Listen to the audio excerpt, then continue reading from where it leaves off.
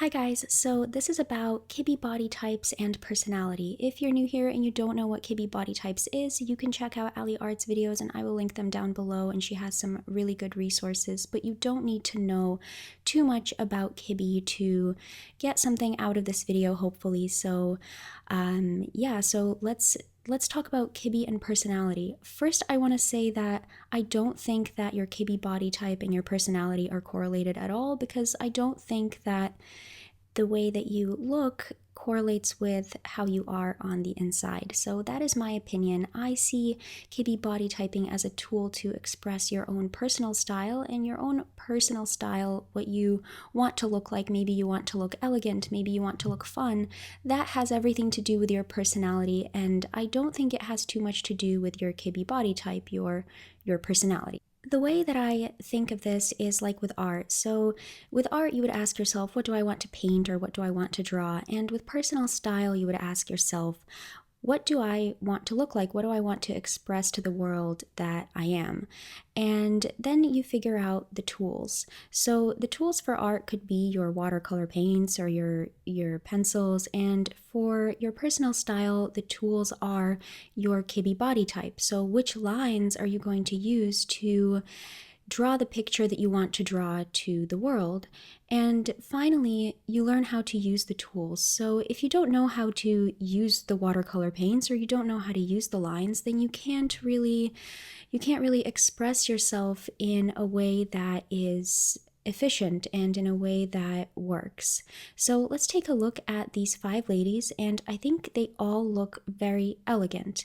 And you can see they have different body types. So from left to right, from yang to yin, we have Leah Kibbe, dramatic; Selena Gomez, soft natural; Nina Dobrev, dramatic classic; Jenna Coleman, soft gamine; and Rihanna, theatrical romantic. And I think all of these ladies look very elegant, but you may notice that their outfits are extremely different from each other. So Leah on the right is dramatic, and she's wearing something very unconstructed and a pretty stiff fabric, and her hair is slicked back, but she looks so elegant there on the left.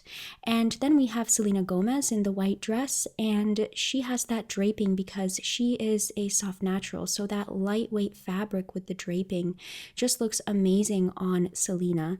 And Nina Dobrev in the middle is dramatic classic, so she looks amazing in minimal detail, and she has some sharpness to her dress as well, some sharp angles for that yang undercurrent. I think she looks very elegant.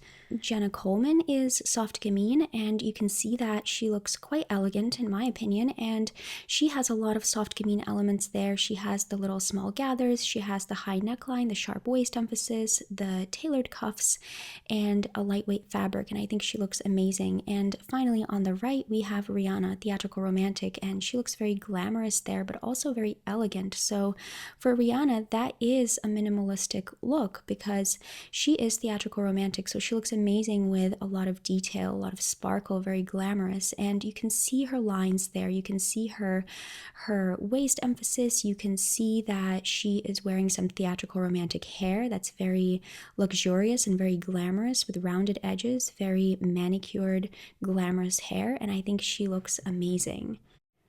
But let's say all 5 of these ladies are inspired by each other, and they decide that they want to wear the other ladies' clothing, the other ladies' lines. So imagine if Leah Kibbe, a dramatic, is inspired by Jenna Coleman's look, and she sees her and she says, you know what, this looks amazing on Jenna Coleman, I am going to try a pretty similar dress. And you can see that on Leah, that dress, the white dress on the right, looks a little bit separate from her, and that style of dress with the high neckline and the small ruffles, small detailing, and waist emphasis, and the tighter sleeves simply doesn't look as good on Leah as it does on Jenna. And Jenna looks much better in that dress than Leah does. And at the same time, Leah looks amazing in her own lines on the far left, and she looks very elegant there and very sophisticated.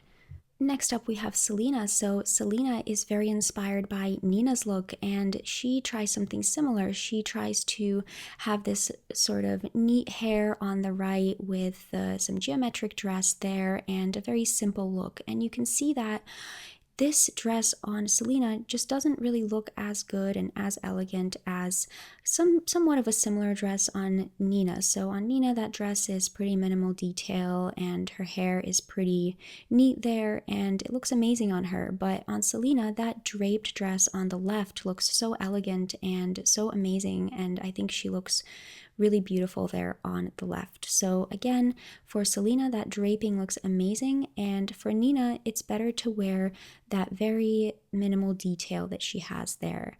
And now let's say it's the other way. Nina is now inspired by Selena and she says, you know what, I love that draping on Selena, I'm gonna try it too.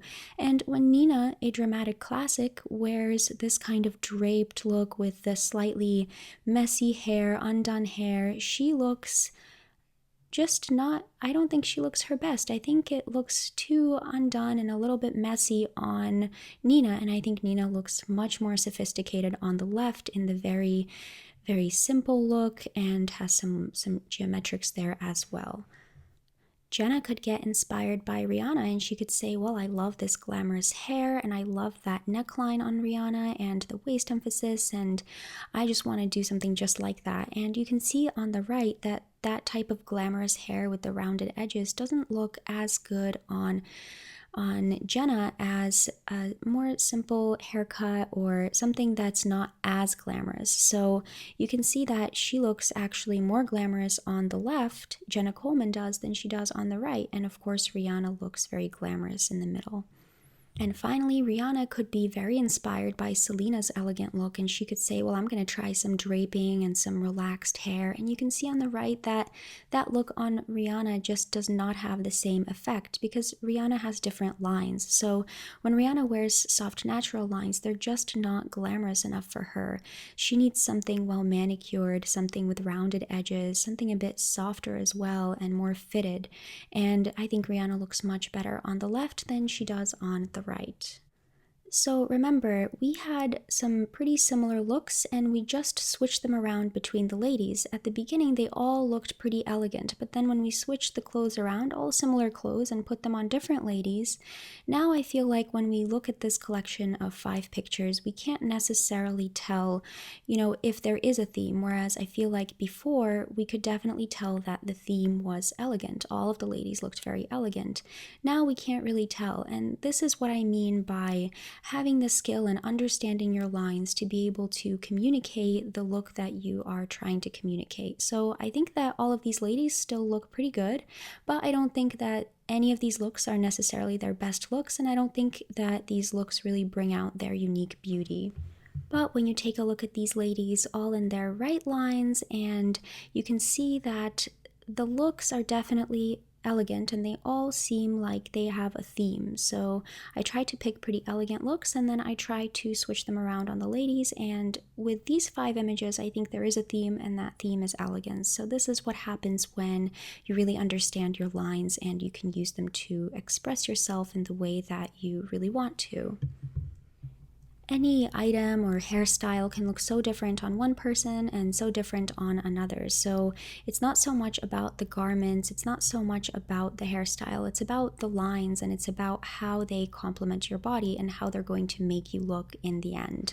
Here we have Priyanka Chopra and Lily Collins both wearing the same dress, and I think that they both look quite different in it. So even the same dress is going to look very different on 2 different people. So it's so important to know what this item, whatever item you're wearing, what does it look like on you specifically? Not what does it look like on this Instagrammer or this celebrity, but what does it look like on you? And is that the way that you want to express yourself? So I think that's the real question. And that question of, is this the way that you want to express yourself? That's a personal question, right? It's about how do you want to show up in the world? How do you want for people to see you? And how do you want to express yourself? So that is really the journey. That's the question. It's not so much finding your Kibbe body type. I think finding your Kibbe body type is just one piece of the puzzle, and the hardest part is really trying to find your personal style and your personal expression, as well as learning to use the lines to